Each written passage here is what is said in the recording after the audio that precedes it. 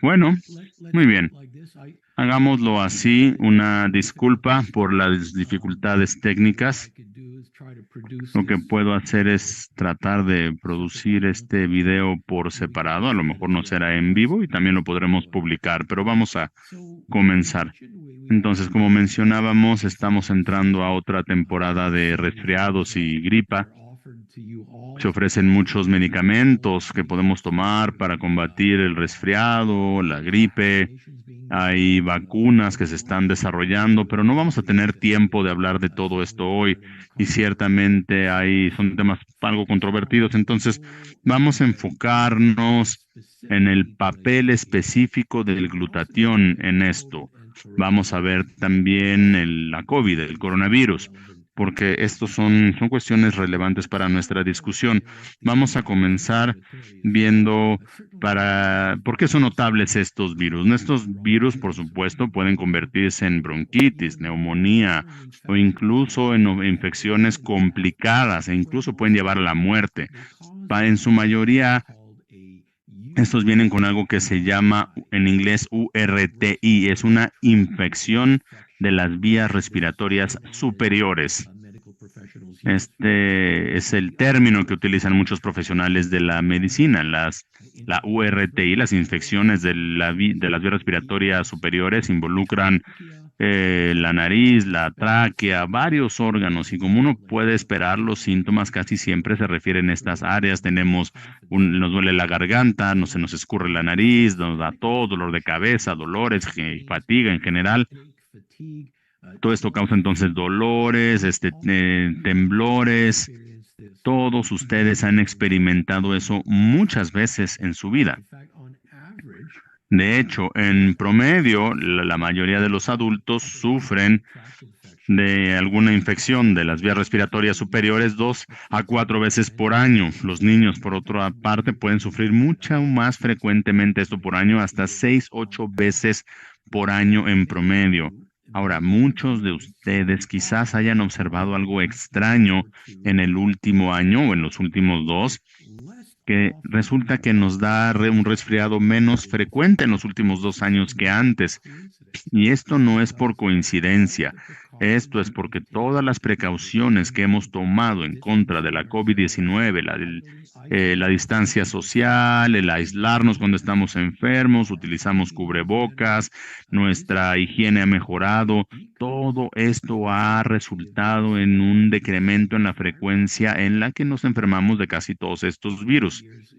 Pero con el paso de los años, el atrapar un resfriado o gripe ha sido una de las causas más comunes para tener que visitar a un médico.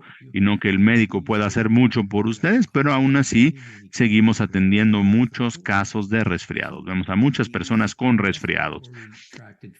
Estas infecciones de las vías aéreas superiores son muy molestas. Nos enferman un par de días, 2 semanas es muchísimo tiempo. Faltamos al trabajo, faltamos a la escuela y al trabajo. Y hay quien piensa que este tipo de resfriado es bueno porque esto le da un entrenamiento al sistema inmunológico, le da la oportunidad al sistema inmunológico de entrenar, de ponerse en forma, pero también podemos enfermarnos más y esto puede desarrollar una neumonía que afecta las vías respiratorias inferiores. Después tenemos infecciones bacterianas, además de la infección viral que puede ocurrir, y esto requiere el uso de antibióticos. Los antibióticos no sirven para los virus, pero sí sirven para cuando tenemos algo que llamamos una superinfección. Súper en el sentido de que está sobrepuesta, es decir, tenemos una infección bacteriana sobrepuesta sobre una infección viral.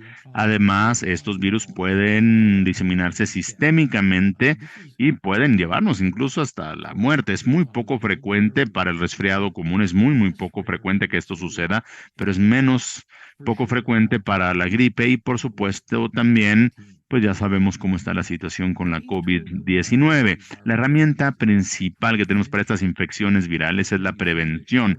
Ustedes aquí ven una lista breve de algunos de los consejos que publicamos por todas partes: el lavarse las manos, cuidar la higiene personal, cubrirse, alejar las manos de la cara, el cubrirse con el hombro cuando uno estornuda o tose, etcétera. Hay muchas cosas que podemos hacer. Y hemos dicho que esto puede ser muy efectivo para prevenir un resfriado en los últimos años, porque nos hemos aferrado a estas prácticas que adoptamos durante la pandemia de COVID. Entonces, ¿qué hay con respecto del glutatión y los virus? Vamos a echar un vistazo a este tema. Este es un tema muy grande, muy importante. Si quieren ahondar un poco más en este tema, tengo varios videos que pueden explorar. Todos están en mi canal de YouTube. Ustedes pueden ver aquí la dirección en la pantalla y pues los invito a todos y a todas a visitar mi YouTube. Ahí tengo información sobre glutatión, virus, sobre COVID-19 y hay muchos videos relacionados con el glutatión que seguramente serán de su interés.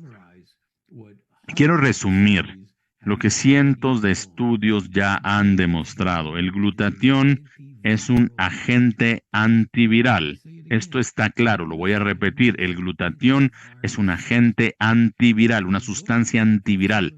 Si vemos los estudios de Inmunocal, por ejemplo, encontrarán artículos sobre SIDA, HIV, hepatitis B, hepatitis C y mucho más. Y las razones por las cuales el glutatión sirve como antiviral son muchas. Aquí tengo simplemente unas cuantas. Los virus requieren un entorno oxidativo para florecer. En pocas palabras, radicales libres. Los radicales libres promueven la replicación viral. El glutatión aumenta la actividad tanto de la respuesta inmunológica innata y la inmunidad adaptativa. También aumenta la actividad de las células T y las células asesinas naturales. Y también modula la actividad de las citocinas, etcétera, etcétera, etcétera. Podemos hablar mucho acerca de cómo funciona el glutatión como agente antiviral. Entonces, echémosle un vistazo ahora echémosle un vistazo al resfriado común. No solamente se debe a un solo virus, de hecho hay más de 200 subtipos de virus que generan el resfriado común. Es por eso que nunca nos volvemos inmunes a los resfriados, porque hay demasiados tipos de virus y cada tipo muta en tipos diferentes de virus también. Y es por eso que el desarrollo de una vacuna como el contra el resfriado nunca ha tenido lugar de manera exitosa. Echemos un vistazo a algunos de los virus más comunes que causan el resfriado común. El más común que causa el resfriado común se llama rinovirus. Rino significa nariz, es decir, cuando nos escurre la nariz es el síntoma más común. Depende del año y del lugar. Bueno, los rinovirus pueden causar entre el 30 y el 80% de los resfriados en un año dado, normalmente a nivel moderado y es autolimitante. A lo mejor esto no lo sabían ustedes, pero todos hemos sufrido de la infección de coronavirus. Probablemente nos ha pasado muchas veces en nuestra vida. Es la segunda causa más común del resfriado común. Hay muchos subtipos de coronavirus, entre 3 y 7, los cuales causan infecciones de las vías respiratorias superiores en los humanos. Son muy comunes y normalmente generan una enfermedad muy leve de la cual nos podemos recuperar en varios días, en unos cuantos días. La COVID-19 es un tipo de coronavirus, pero que mutó y se convirtió en una forma mucho más virulenta. ¿Cómo sucedió esto? Bueno, no vamos a hablar hoy esta noche sobre eso. Está el virus de la influenza, también es muy común, un 10-15% de las infecciones respiratorias del tracto superior son por estos virus. Muchas personas se enferman de gripe, pero a veces no se enferman o no presentan síntomas de enfermedad, lo cual aumenta las posibilidades de diseminarlo. Sin embargo, muchas personas sí a veces se sienten muy mal con la gripe, mucho peor que cuando tienen un rinovirus y muchas veces tienen que pasar una semana o dos en cama. El virus de la influenza, la gripe, conlleva un mucho mayor riesgo de convertirse en neumonía. Y en particular, esto es un gran riesgo para los adultos mayores, las personas enfermas o las personas con el sistema inmunológico comprometido. De hecho, causa miles de muertes cada año. Los adenovirus después son otro tipo de virus bastante común. No es tan severo tampoco, a menudo aparece como conjuntivitis o con el ojo rosado, un poco rojizo, y hay muchos más que podemos encontrar en la población de virus, el RSV o los virus sin, sinciales respiratorios, son muy prevalentes también. Hay muchas posibilidades, hay muchas amenazas y esta gráfica enlista apenas unos cuantos. Como les mencionaba, hay más de 200 subtipos de virus que producen el resfriado. Ahora, les recuerdo que el coronavirus es una de las causas más comunes del resfriado. Normalmente es muy leve y es fácil curarla sin medicamento, pero la COVID-19 ha sido diferente. No hemos estado expuestos a esta mutación sino hasta 2019, por lo tanto nuestros sistemas inmunológicos estaban muy mal equipados para enfrentar a esta variante, lo cual, bueno, generó un problema enorme. Ahora, enfoquémonos un poco más en los rinovirus, el tipo de virus más común, y veamos algunos estudios que han investigado el papel del glutatión. En este estudio, los investigadores miraron los receptores en los tejidos de las vías aéreas a los cuales se pega el rinovirus, ahí se pegan las células. Antes se sospechaba que el estrés oxidativo era parcialmente responsable de sobreregular estos receptores y de atraer más partículas virulentas. Entonces se investigó el uso de antioxidantes para suprimir esta acción. Y nuevamente, al decir agente reductor, es como lo llaman los químicos. Normalmente nosotros decíamos un antioxidante. Un antioxidante inhibe la regulación de los receptores por medio de este virus. Por supuesto, el antioxidante que utilizaron fue el glutatión. El oxidante maestro lo utilizaron como arma y, tal y como se predecía, el aumentar la toma de la ingesta de glutatión inhibió exitosamente la atracción, esta sensación de que se pegan en los receptores. Por lo tanto, se considera como un tratamiento potencial en contra de los rinovirus. En este estudio, los científicos se preguntaron si la reducción de los niveles de glutatión estaba correlacionada con el incremento en la inflamación y el estrés oxidativo en las células enfermas. Entonces, como se esperaba, se dieron cuenta de que los rinovirus incrementaban el estrés oxidativo y bajaban los niveles de glutatión. Entonces, el consumo de glutatión ayudó a reducir los niveles de inflamación, es decir, al aumentar el consumo de glutatión en contra de rinovirus, pues presenta un gran potencial. Vamos a ver otro virus que parece que está muy popular en las noticias últimamente, el RSV o el virus sincitial respiratorio. Probablemente lo han escuchado en las noticias. Parece que este representa más enfermedades respiratorias en estos días.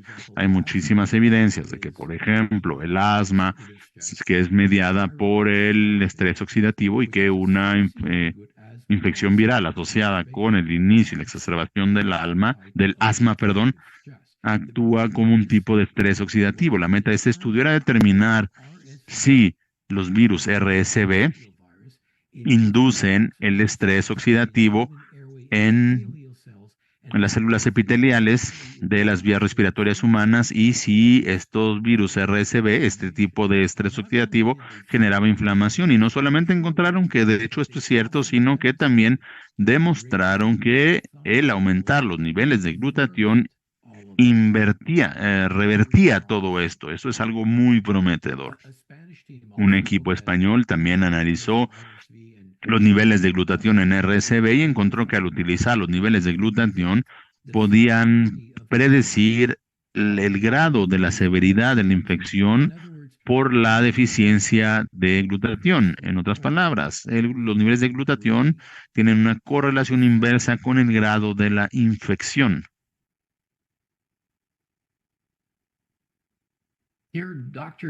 Aquí los doctores utilizaron un precursor del glutatión llamado NAC, no sé si lo conozcan, para aumentar los niveles del glutatión y mostraron que con el aumento del glutatión las células se inflamaban menos, producían menos moco y se reducían los niveles de inflamación de ciertas citocinas y que también tenía un efecto antiviral. Es algo bastante convincente. ¿Qué hay con respecto al glutatión y la influenza? La gripe, la famosa gripe. A pesar de todo lo que nos hemos enfocado en la COVID-19, la gripe sigue siendo un padecimiento mucho más común.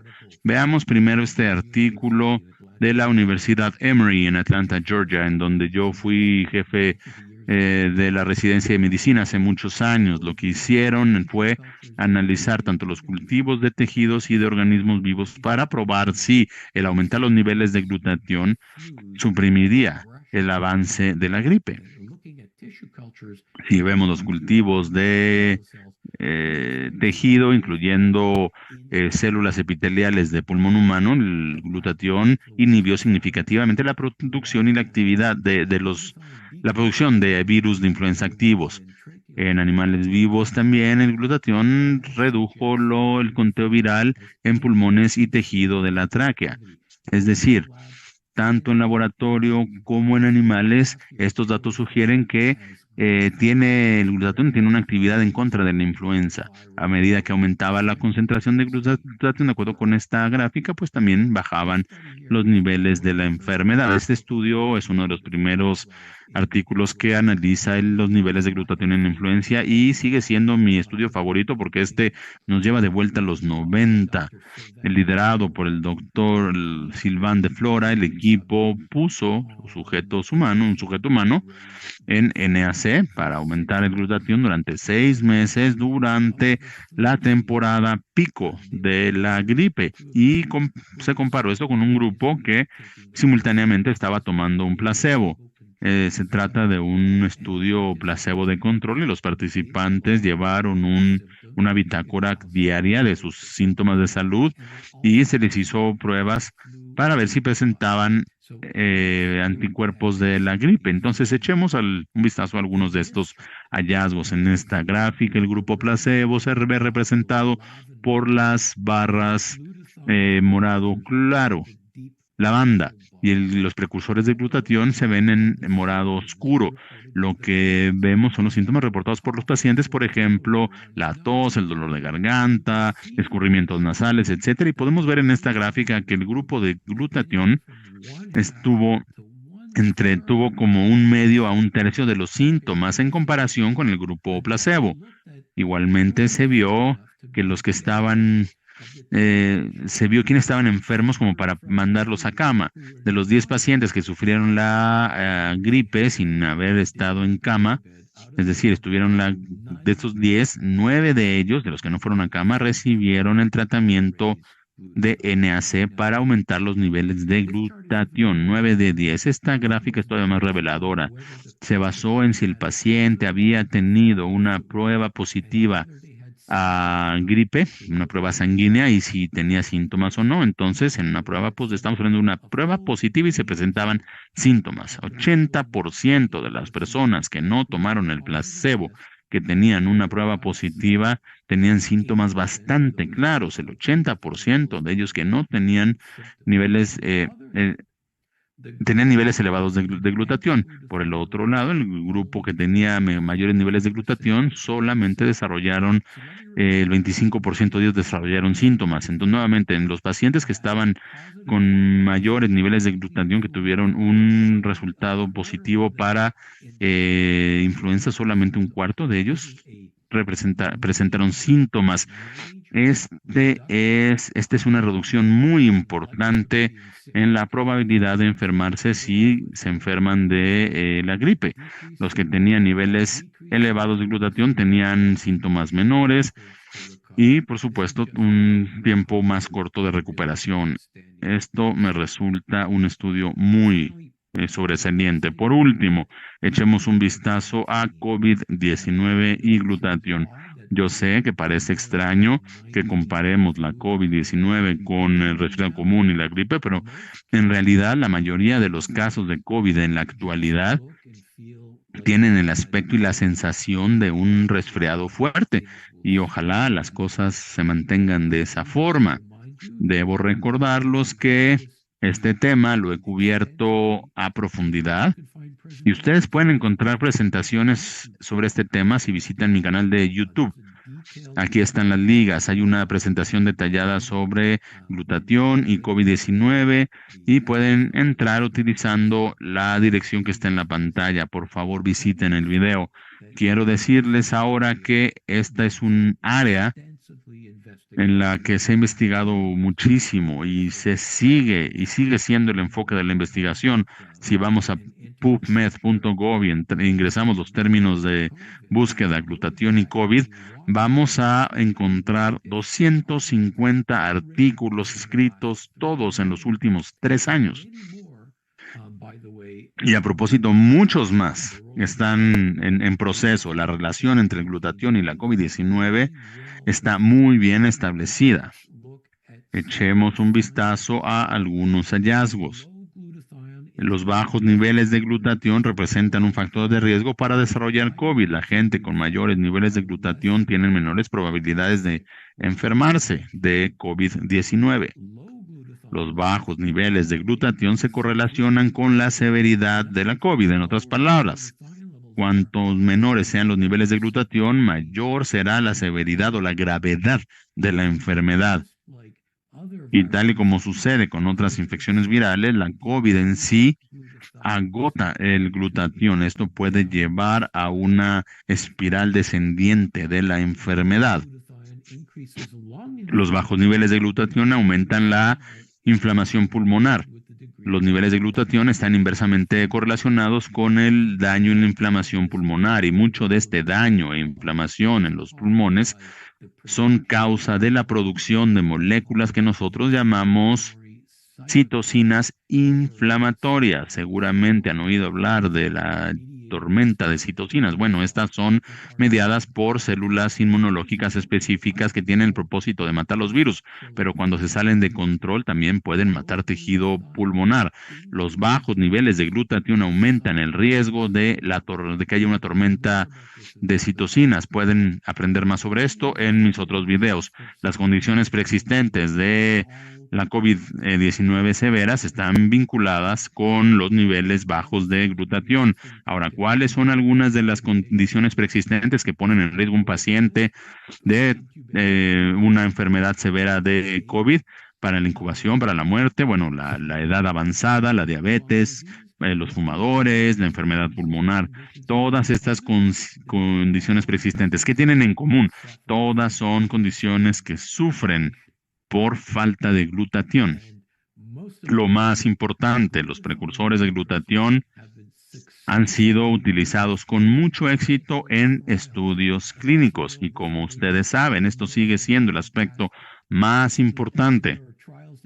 Y hay ensayos clínicos que han demostrado que esta estrategia en particular funciona en seres humanos. En este caso, la respuesta es sí, por supuesto, y hay muchas más pruebas y ensayos clínicos en proceso. Echémosle un vistazo a la página de pubmed.gov, ingresemos glutatión y COVID y veamos la información, la investigación que ya existe. Entonces, tomando todo esto en cuenta, creo que dadas las desventajas negligentes del aumento de glutatión y bueno, todo lo que vemos aquí hace que esta opción sea, la opción de consumir glutatión sea algo seguro, sea algo evidente. Ahora, ¿qué necesitamos hacer para prevención? Lavarnos las manos, cuidar nuestra higiene, utilizar un cubrebocas, una máscara, etcétera. Pero hay otra cosa que tenemos que agregar a esta lista: aumentar los niveles de glutatión. Entonces, pues bueno, muchas gracias por su atención y dejaré de compartir mi pantalla en este momento. Dr. Gottman, muchísimas gracias. Esto fue fascinante. Muchísima información muy buena acerca del resfriado común y, por supuesto, acerca de COVID. Tuvimos una sesión con Katy hace poco que salió positiva a COVID. Estuvo tomando glutatión y no se sintió muy bien un par de días, pero ahora ya se ha recuperado. Ahí lo tienes. Esto sucede. Nosotros que usamos Inmunocal sabemos que esta es una experiencia continua para el poder vencer a un virus tan malo, ¿no? Gracias al uso de nuestros productos. De hecho, yo mismo me he recuperado de estas enfermedades. Entonces, sí, quien tenga alguna pregunta, por favor, anótenla en el chat, en donde tenemos preguntas y respuestas. Tomaremos unos minutos para recibir sus preguntas y contestarlas. Le voy a pedir a Dylan que nos ayude, por favor. Seguramente hay gente que habla hispana. Gracias por estar aquí, nuestros amigos de habla hispana, de habla francés. Entonces, por favor, pongan sus preguntas en el chat en cualquier idioma y se las pasaremos al doctor Gottman. Ahora, yo tengo una pregunta por curiosidad personal. Lo que hacemos nosotros aquí, Kathy y yo,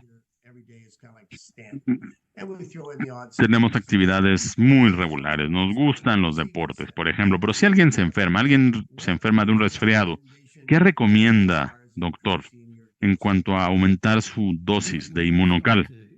Bueno, cuando yo empiezo a sentir esta sensación y digo, híjole, ya me enfermé, duplico mi consumo de Inmunocal. Paso a 4 paquetes, pero definitivamente si sientes que te vas a enfermar o te estás enfermando, sí, yo tomaría 3 paquetes por día.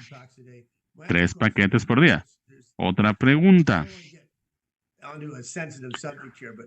Yo sé que es un tema sensible, pero los cubrebocas, las máscaras. Yo antes usaba mascarilla, ¿no? Utilizaba cubrebocas y tomaba mis 4 paquetes por día. Durante unos días no me sentía mal. Y de hecho, esto se puede notar en mi voz que estuve un poquito enfermo hace un poco, ¿no? Y bueno, como estaba estornudando y tosiendo, pues por respeto a mis paisanos canadienses, pues me puse mascarillas. Esa es una manera eficiente de hacer las cosas. O sea, si no te pones cubrebocas, andas esparciendo gérmenes por todos lados. Bueno, si no te sientes bien, te debes quedar en casa. A veces no tenemos opción y tenemos que salir. Y sí, los cubrebocas, las mascarillas funcionan. Yo sé que ha sido un tema controvertido. No funcionan al 100%. Tienen que utilizarse adecuadamente. Tiene que ser una buena mascarilla. Pero si vemos los incidentes la baja incidencia del resfriado común en los últimos años, la gente ha tomado muchas precauciones y ha utilizado mascarillas y ha habido una mucho menor incidencia de resfriados. Entonces, sí, yo les recomendaría usen cubrebocas, usen mascarillas. Mucha gente dice que no. Yo la respuesta digo que depende. La respuesta es depende, pero hay que usarlas adecuadamente. Luego vemos gente montada en bicicleta en la calle utilizando mascarillas y no sé, eso le sirve para no respirar los humos de los coches, no sé. Pero bueno, yo estoy de acuerdo con usted. Yo creo que hay un lugar y un momento para, para usarlas, ¿no? Por ejemplo, porque la gente se siente mejor, como estaba yo, estuve un par de días tosiendo, estornudando, entonces pues tenía que usarlo, pero si cuando estaba solo, si no había nadie aquí conmigo, no utilizaba la mascarilla. Muchas veces me pongo la mascarilla para hacer sentir bien a las otras personas. Bueno, la mascarilla hace 2 cosas hasta cierto punto. Evita que disemines el virus, pero también evita que te enfermes en caso de que no tengas el virus. Bueno, vámonos al cuadro de preguntas y respuestas. Hay algunas preguntas en español, pero no estoy muy bien con mi español. A ver quién nos puede ayudar. Sí, tenemos una pregunta aquí. ¿Cómo puedo medir el nivel de glutatión en mi cuerpo? Esa es una pregunta que me hacen mucho, Dylan. Hay pruebas que puedes pedir por internet por 20, 30, 40 dólares, pero eso es una pérdida completa de tiempo y dinero. Una prueba correcta de glutatión es técnicamente muy, muy difícil. Cuando medimos los niveles de glutatión para nuestros estudios, tuvimos un espacio especial en el laboratorio donde hicimos esto con gente que tiene experiencia. Tomamos muestras sanguíneas, esto lo centrifugamos, lo hicimos girar Sacamos las células blancas, los glóbulos blancos, y medimos el glutatión presente en los glóbulos blancos. El procedimiento es muy caro. Y uno de estos días, algún laboratorio, alguna empresa farmacéutica seguramente va a lanzar alguna manera efectiva y más económica para medir los niveles de glutatión. Cuando eso suceda, tu doctor te va a pedir niveles de glutatión todos los años, tal y como los médicos actualmente te piden muchas pruebas sanguíneas siempre, ¿no? Si hablas con un cardiólogo, te van a decir que el glutatión es una buena manera, la medición del glutatión es una buena manera de predecir la enfermedad cardíaca o el inicio de un ataque cardíaco. Si hablamos con doctores especializados en riñón, ellos van a decir que una buena prueba de glutatión es una representación excelente de la función renal, pero todavía no hemos llegado a ese punto. Estaremos ahí muy pronto, pero por ahora ahorren su dinero. Una pregunta, Dr. Godman. Una pregunta. ¿Importa en cuanto a la salud respiratoria? Por ejemplo, ¿se puede utilizar inmunocal clásico o el platino? ¿Hay alguna diferencia? ¿Hay uno mejor que otro en el caso de enfermedades respiratorias?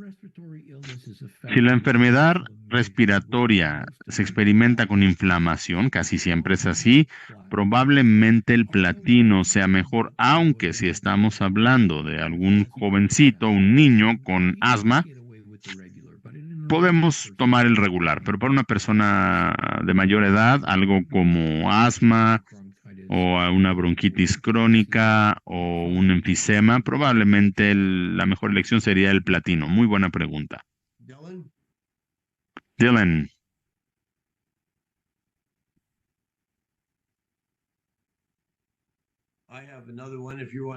tengo otra pregunta para ti. Es una muy buena pregunta de parte de Judy. Nos ha explicado usted la diferencia entre COVID y la gripe, pero los síntomas son muy similares. ¿Cómo una persona civil, una persona sin preparación médica puede saber si tiene COVID o si tiene un resfriado común? Hay listas de verificación, las que llaman checklist en línea, para valorar los síntomas de un resfriado, de la gripe. Normalmente estas dos son indistinguibles. A veces uno tiene gripe y uno piensa que es un resfriado porque no es una gripe muy severa, pero una gripe severa, una gripe grave normalmente va a estar asociada con la presencia de alta temperatura, con dolores de cabeza fuertes, con dolores, con síntomas más severos, más graves. Ahora, si tenemos escurrimiento nasal o si tosemos, bueno, cuando tosemos es más común con la influenza, pero es muy fácil. Pongan en Google resfriado, gripe y hay infografías que les ayudarán a distinguir entre ambos, pero no todo el tiempo. Judy, ¿de qué Judy hablamos? ¿De Judy McDonald? Judy, gracias. Me parece que Judy, si no me equivoco, Judy sugirió este tema para la llamada de hoy, para esta sesión de hoy. Bueno, no sé, es una persona cuyo nombre es Judith. Puede ser la misma Judy de la que estamos hablando. Tengo otra pregunta por acá. No hay muchas preguntas que tengan que ver con COVID o con la gripe. ¿Qué tratamiento debe tomar un paciente de 82 años con insuficiencia renal? Ok, esta es una pregunta de una enfermedad de los riñones, una enfermedad renal. Por supuesto, necesitamos elevar los niveles de glutatión. Hay todo un capítulo que he escrito acerca de glutatión y la enfermedad renal. Ahora, depende de la gravedad de la enfermedad renal.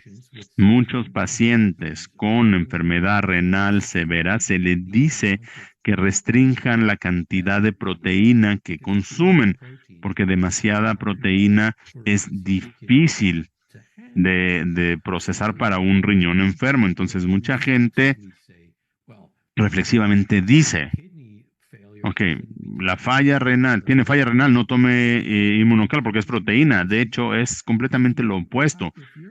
Si tienes una dieta que restringe las proteínas, por ejemplo, tienes falla renal, y tu equipo médico te dice que solamente puedes comer 4 gramos de proteína por día y no más, 40 gramos, estarás mucho mejor consumiendo 10 gramos de proteína a través de Inmunocal que salir a comerte una hamburguesa de Wendy's. Lo que tienes que hacer simplemente es calcular en tu límite diario que un sobrecito de Inmunocal es de 10 gramos, porque aumentar el glutatión es extremadamente importante para la función renal correcta. Entonces, sí, hago referencia a este capítulo de mi libro. No tiene nada que ver con resfriados o con gripe, pero es una buena pregunta de todas maneras. Doctor Gottman, aquí. Parece que esta es una trampa, pero creo que no. Su pregunta, los estudios que usted citó, utilizó NAC. La pregunta es bastante obvia. Si vemos la literatura médica, sobre todo si vemos los libros que todos los farmacistas usan y que usan todos los médicos en América del Norte, el PDR, el libro de referencia médica de Estados Unidos, o el CPS, que es el compendio de enfermedades especiales en Canadá. Bueno, hay dos cosas en estos libros que reconocen, o que se reconocen como que aumentan el nivel del glutatión. El glutatión no aparece en estos libros porque no funciona si comemos glutatión. El precursor de glutatión más comúnmente utilizado es el NAC, NAC. NAC es una manera muy efectiva de aumentar el glutatión, pero no es para todos. Tiene unos cuantos problemas. Número uno, tiene algo que llamamos una media vida corta, una semivida corta. Es decir, si medimos la acción del NAC, es más o menos 3-4 horas. Entonces necesitas tomarlo varias veces al día. Número 2, el NAC tiene efectos secundarios.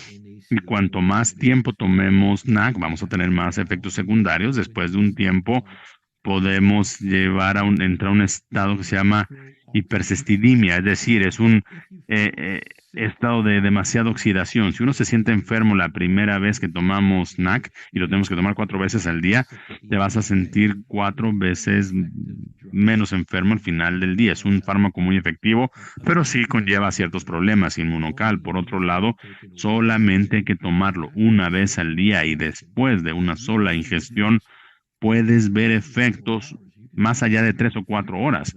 Vas a ver este efecto de una sola ingestión de Inmunocal. Lo puedes sentir hasta días después y no te enferma, no te da efectos secundarios. Mucha gente se siente mejor. Esas son las diferencias principales y gracias por hacer esta pregunta. Parecía como a trampa la pregunta, ¿verdad? Bueno, es que hay mucha gente nueva, hay gente que acaba de entrar a Inmunocal, a Inmunotech y quieren conocer qué es Inmunocal.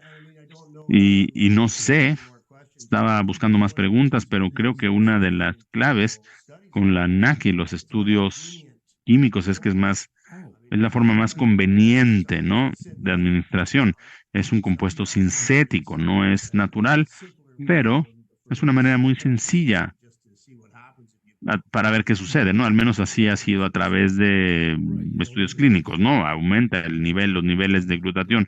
Claro, no hay que mezclarlo, es una simple píldora, no tiene ningún valor nutritivo, mientras que Inmunocal es alimento y también tiene es la proteína biológica más alta que puedes comer. Los NAC no nos dan ningún valor nutritivo. Esa es otra diferencia importante. Cuando usted dice es una proteína médica, está hablando de una proteína que está disponible para el cuerpo, es decir, en Inmunocal lo tenemos, es lo que hay en Inmunocal, y se absorbe muy fácilmente, más que los huevos, la carne o cualquier otra fuente común de proteína. Bueno, cuando vemos las proteínas, podemos medir las otras proteínas, podemos medir el efecto de la proteína en nuestro metabolismo. Y a mayor cantidad de aminoácidos esenciales que contenga una proteína, será mayor su valor biológico, es decir, tendrá una mayor utilidad para el cuerpo. Inmunocal está por arriba de los huevos, de la leche, de la soya, de la carne, está por arriba de todo. Eso es sorprendente. Escucho mucho a la gente hablar acerca de una corta semivida, de una corta media vida. ¿Eso es correcto? ¿Puede explicarnos un poco más al respecto? Sí, si tomamos NAC, su media vida es la cantidad de tiempo que toma, es la cantidad de tiempo que toma en desaparecer del cuerpo.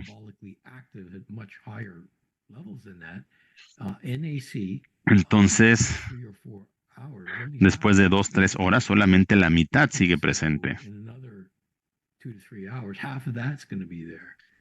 Y en las siguientes horas, la mitad queda ahí. Hay un declive muy rápido.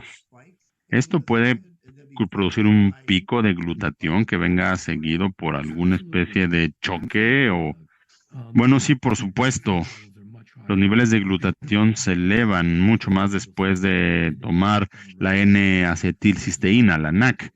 Y es por eso que se tiene que tomar varias veces al día para tratar de mantener constante ese nivel a lo largo del día.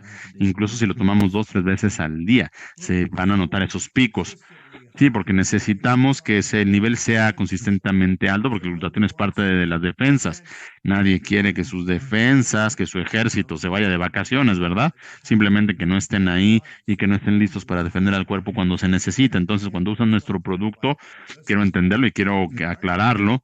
Cuando tomamos nuestro producto, encontramos una disposición consistente en el cuerpo que mantiene estos niveles de manera consistente altos, para que si algo trata de entrar a tu cuerpo y tú tienes, porque tomas inmunocal, tienes niveles de glutatión naturalmente consistentes, vas a ser más fuerte, a diferencia de cuando tienes picos, que hay picos y caídas. Puede haber un periodo de caída en el que tu cuerpo se ve expuesto a algo dañino y no puedas defenderte de manera tan efectiva. Esa es una explicación excelente, es una explicación totalmente excelente. Los niveles de glutatión caen a lo largo del día. Si les hago la pregunta, cuando se enferman de un resfriado, ¿cuánto sienten los primeros síntomas? Normalmente los primeros síntomas ocurren cuando nos levantamos por la mañana. ¿Por qué sucede así? Porque sin hacer nada, los niveles de glutatión caen en la noche y esto hace que caiga el sistema inmunológico y que el sistema inmunológico sea menos activo y entonces esto fortalece los virus. Entonces sí, Doc, tienes toda la razón. Muy buena explicación. Simplemente he sido buen estudiante. Le he puesto mucha atención. ¿Alguna otra pregunta? Sí. ¿Cuál puede ser el tratamiento o cuántos sobres de inmunocal necesitamos para un niño de 5 años con rinitis? Hay una fórmula para calcular las dosis de inmunocal para la población pediátrica. Es 0.5 gramos por kilo de peso. 0.5 gramos por kilo. En un niño de 5 años probablemente puede tomarse un medio sobrecito fácilmente. Si el niño toma un sobre por día, tampoco es ningún problema. Probablemente puede ser que la dosis sea más efectiva, ¿no? Mejor. Ciertamente un sobrecito no le va a hacer daño a un niño de 5 años, pero 0.5 gramos por kilo es la dosis que utilizamos en nuestros estudios de investigación para la población pediátrica. ¿Debería ser inmunocal regular o platino? Probablemente el regular nada más. Probablemente basta con el regular. Ya estamos llegando a la hora. Doctor Gottman, antes de que lo dejemos ir, ¿le podemos hacer una pregunta más? Esta está vinculada con la última. Yo tomaba mis 2 inmunocales en la mañana, pero ahora Están diciendo que el sistema inmunológico se vuelve débil en la tarde, en la noche. Bueno, pues yo tomo 2 en la noche justo antes de ir a dormir para darle un refuerzo a mi sistema inmunológico antes de ir a dormir. Pero si solamente tomamos 2, y esta la pregunta nos la hicieron, ¿cuál es la mejor hora para tomar Inmunocal, en su opinión? Y después lo dejamos ir. Al inicio del día, porque es durante el día que uno va a enfrentar retos. Y ese Inmunocal seguirá activo la siguiente mañana. No se preocupen demasiado por eso. Muy bien, pues muy buenas respuestas. Primero que nada, quiero darle las gracias, doctor Gottman, por tomar este tiempo, apartarnos un huequito en su horario tan ocupado para darnos esta sorprendente plática. Es un placer tener el regalo de su conocimiento aquí y le agradecemos muchísimo desde el corazón. Para todos nuestros participantes, los que nos escucharon en inglés, español y francés, muchísimas gracias por también apartar tiempo de su día para unirse con nosotros. Ha sido maravilloso que estén con nosotros. Esperemos estar aquí con ustedes el próximo mes con otro muy buen tema, muchas preguntas. Muchas de sus preguntas no se pudieron contestar. Una disculpa por eso, porque hicieron muchas preguntas. Tratamos de escoger las preguntas pertinentes con respecto al tema de la noche. Habrá otros temas y obviamente tendrán la oportunidad de recibir una respuesta. Me gustaría también expresar nuestro agradecimiento a nuestros intérpretes. Gracias, han hecho un gran trabajo para ayudarnos a llevar esta información a personas en otros idiomas. Pues esto es todo. Muchas gracias por su participación. Que tengan buena noche. Nos vemos el próximo mes.